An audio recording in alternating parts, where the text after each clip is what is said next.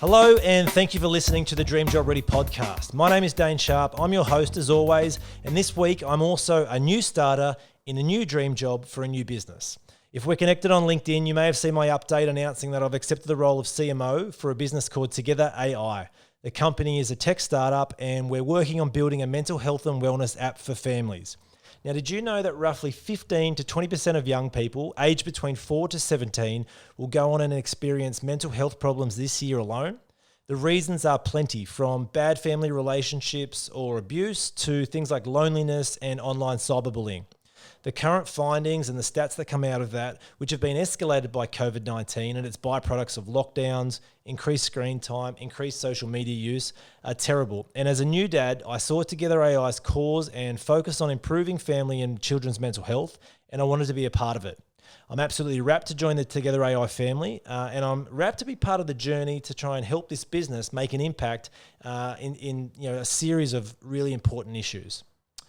Now, I also wanted to celebrate and share the news of my dream job because we don't do that enough. I wanted to celebrate the news of my dream job more than just posting on LinkedIn. So I've decided to do something a little unique and hopefully fun here on the podcast. I've invited our founder and CEO, Josh Wilson, onto the show, and I've asked him to prepare 3 key reasons why starting this company and leading this company into the future will be a dream job for him. Now, I don't know if he will or will not admit that working with me and being my boss will make it a dream job. I'll leave that to him to decide. But more importantly, Josh has already successfully launched and scaled several businesses in his career. So his advice and insights of how to do it will be helpful for anyone listening that's hoping to do similar. This is Dream Job Ready with Dane Sharp. Josho, thanks for joining me. Congratulations on the announcement, mate. Mate, thanks for having me on. It's really exciting to finally, I guess, lift the lid a bit on what we've been up to. Yeah, we've been working on it for a little while, but yeah, great to announce it. Now, let's get into it. I asked you in preparation for this quick interview to give me 3 reasons, if you could, why starting this new business and taking on this new job is going to be a dream job for you. Yeah, I think they're actually pretty easy to come up with. I think kind of like ranking them in order. For me, the first one was the opportunity to be able to, I guess, have an impact on the day-to-day, but also kind of, I guess, on a big scale when we're successful was an appealing thing. The second for me, I guess, at a personal level, was just alignment of, what we're doing as a business to, I guess, where I'm at personally in my life. I guess from a values and a faith perspective as well, it's really exciting to be doing something that kind of lines up end to end on that for the first time, I would say. And then the third one is just the people part of it, being able to work with awesome people like yourself and the rest of the team and everyone who's kind of jumped on board to get amongst it with us. Awesome, mate. So impact, alignment on your values, which I know is crucial because we've already started working pretty intensely on what the business's values are going to be. And I think to your point on people, started building the right team and the right group of people to kind of bring this to life. If we can jump in on each of those a little bit more, because I know everyone has a different approach and a different set of backgrounds coming into a new role. Talk to me about the impact, because we turn on the news every night, and obviously right now we're seeing so many different statistics about mental health, especially with children, and the increased adoption of screen time and all that kind of stuff we're looking at pretty intensely right now. But the opportunity to get ahead of that, get in front of it, and try and make a difference before it's too late is something we're talking about a lot. So I'd love to know from your side, was there a stat that you saw, or was there an insight that you picked up on that kind of drove the decision to turn this into a reality? Look, I think there's a few kind of like factors in play. There's obviously, I guess, my personal experience having, had brushes with anxiety over the years, and knowing how challenging that can be, and also being, I guess, lucky enough to have the support network around me that I did with my family. But I guess knowing that so many kids don't have that. And so I think one of the stats that really kind of jumped out at me, and we've spoken about it, when we kind of sitting down talking about how do we talk to families about what we're doing, was the one where, something like 70% of parents feel that they struggle to communicate effectively with their kids. And when you understand how important communication is in developing, that positive mental health, in overcoming those challenges that we all face in different ways, and then you realize that something like 7 in 10 parents, carers, whatever the label is, depending on the family, feel that they struggle to do that. For me, that was a real, incentive to kind of come in and do something that's going to hopefully, switch those numbers around. Yeah, that one was such a horrible shock for me to read and hear as well. Being a new dad and then seeing, as you said, 7 in 10 people admitting that they struggle to do it, have trouble doing it, can't communicate with their kids about. The issues at the right time is super confronting and something that we hope togetherAI can help fix and improve. What about alignment? Talk to me a little bit more about that and what values you're trying to bring into the business, or equally important, what values you're already establishing with togetherAI. Yeah, that's an important one. Kind of like coming from the journey that I had in startup land. I've done 2. They've both been pretty successful, and they were both really fun businesses to work on. The sports tech and superannuation, and certainly I'd say in super, it's pretty easy to draw a line around kind of making a positive impact in people's lives. We did, and we'd save people money, and that's really awesome. But kind of like having the year that I had last year and the opportunity to start with kind of a blank canvas. For me, one of the things that was on my mind, even when I was at Grow and finishing up there, was trying to do something that was having a real positive impact on people. And that kind of, drives out of, my faith. Like I recently, kind of in the past year and a half, came back to my faith, which is Christian. And so I just wanted to do something that was kind of an outworking of that. I think that Christians often do a really bad job in actually kind of matching their lives to the values that they claim to have. So for me, the opportunity to do something that was kind of an outworking of that, but also, a legitimate business and something that was going to help a lot of people was, it's exciting. And I think that even though the business obviously, it's its own thing and it's got its own values, there's enough of that around helping people have the right conversations. When we did our values, having that empathy, looking to solve problems using technology to empower, all of those kind of things are, for me personally, there's enough of my value set infused into that where I can kind of come to work every day and be like, this feels good. Personally as well as at a business level.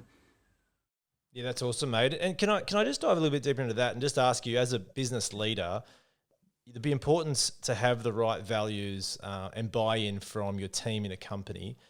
Yeah, how do you approach that? And what advice would you give someone else that's coming into a business and going, okay, I need to kind of really establish the right, purpose and values for this business amongst my team? How do you approach it?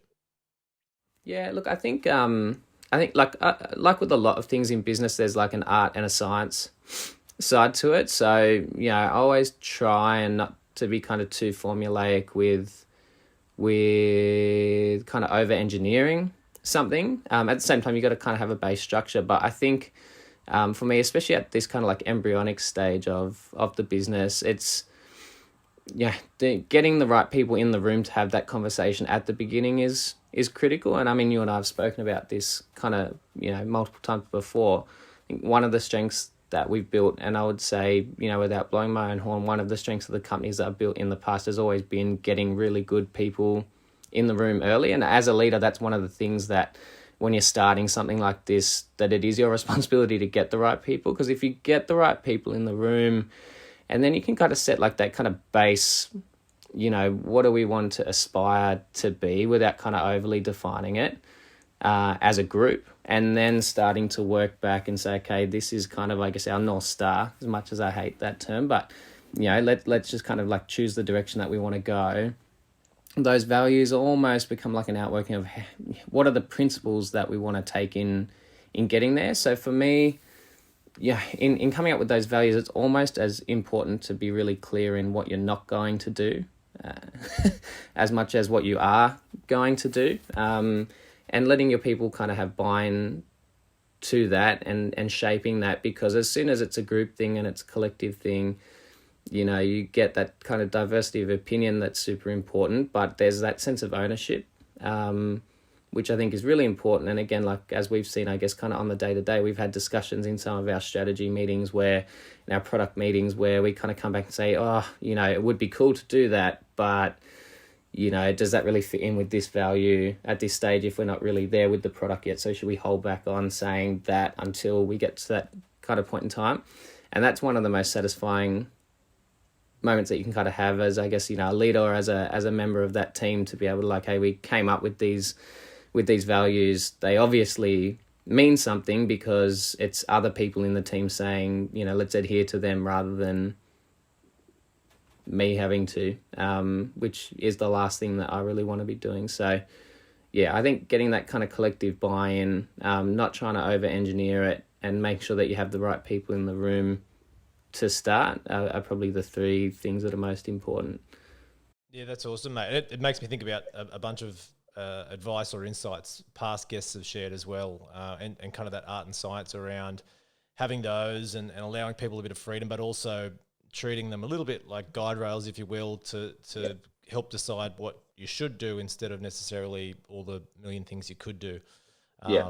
So had some really good chats actually, like personal kind of stuff with Neil Ridgway, like former mentor and former boss, but then also other people that I've never worked with, the guys at Finder, etc., that have really put massive emphasis behind their values and how they help upskill or kind of up knowledge staff to kind of get straight into it and understand the way of the business. So probably going to be as important going forward as our team obviously grows.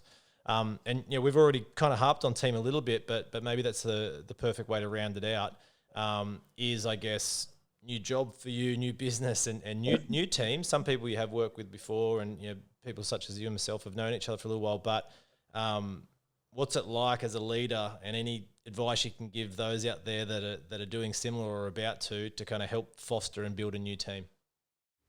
Yeah, look, again, like coming back to that art versus science thing, look, when you're starting from scratch, I guess, it changes as you get bigger. Although I don't think the principles and the fundamentals should change too much. At the start, at this stage of something, you're looking, I think, for people that you believe will, I guess, leave egos at the door, who will be passionate about what it is that you're actually, looking to do. People that will challenge you and will challenge ideas, and will challenge each other, but they'll, will critique the idea, not the person. And people, like the big thing for me is, a lot of the time you hear that saying, friends and business shouldn't mix, and I've always been really not a fan of that idea at all, because I look at something, what's the key kind of ingredient in a friend? Trust is one of the key ingredients for me.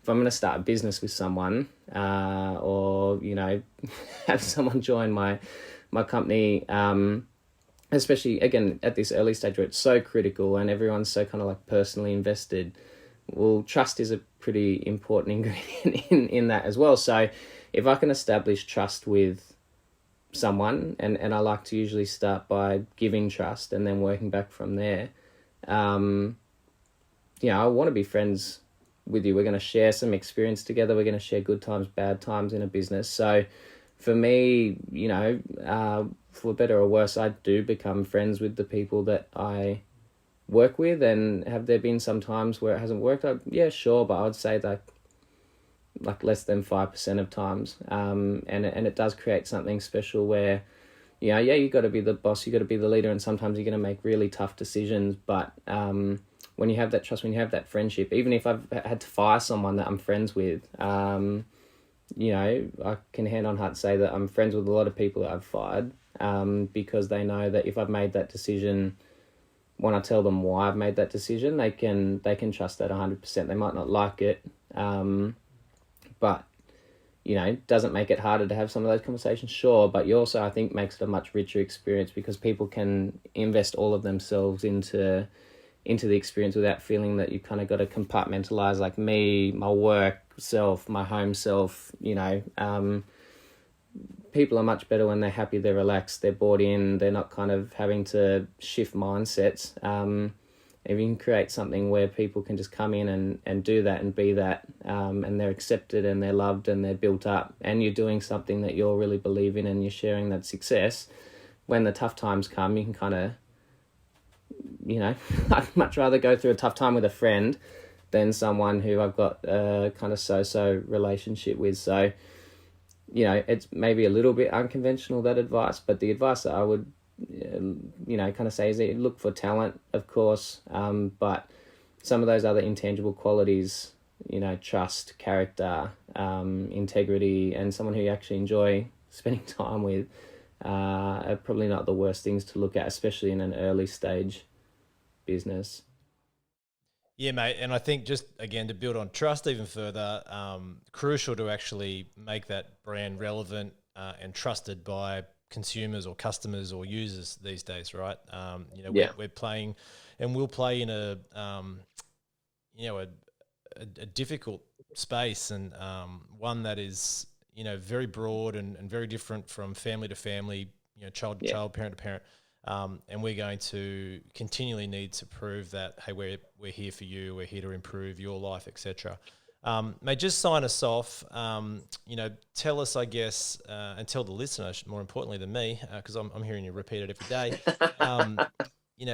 togetherAI, we're soon to be releasing a beta sort of MVP version of our app, which will get into hands of parents and children and getting them using this, and in turn starting the right conversation. Just sign us off with, I guess, the clear purpose that we've been able to set and kind of treat as that North Star guidance within the business.